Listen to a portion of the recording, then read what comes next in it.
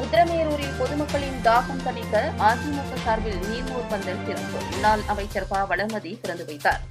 கடந்த சில வாரங்களாக கோடை காலம் சுட்டெரிக்க தொடங்கியுள்ள நிலையில் தமிழ்நாடு முழுவதும் பொதுமக்கள் தாகம் தீர்க்க தண்ணீர் பந்தல்களை திறக்க வேண்டும் என்று அதிமுக பொதுச் செயலாளர் எடப்பாடி பழனிசாமி உத்தரவிட்டுள்ளார்.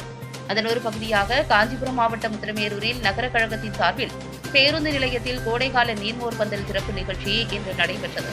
இந்நிகழ்ச்சியில் அதிமுக முன்னாள் அமைச்சர் வளர்மதி, காஞ்சிபுரம் மாவட்ட செயலாளர் சோமசுந்தரம், கழக அமைப்பு செயலாளர் வாலாஜாபாத் கணேசன் ஆகியோர் கலந்து கொண்டு நீர்மோர் பந்தலை திறந்து வைத்து பொதுமக்களுக்கு பழச்சாறுகள், குளிர்பானங்கள், நீர்மோர், தர்பூசணி, இளநீர், பனை, நுங்கு, வெள்ளரி பிஞ்சு மற்றும் பழ வகைகளை வழங்கினார்.